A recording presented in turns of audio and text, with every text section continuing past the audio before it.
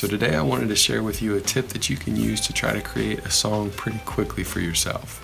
So one of the things that I do sometimes if I'm running out of ideas is I'll go onto an app like Spotify and I'll go into a top chart for a genre that I normally don't listen to at all. So let's say I jump into country for an example, and I go in and I find a song title, and then I'll go out to a browser and then look up the song title and then add on the words chord chart at the end of that.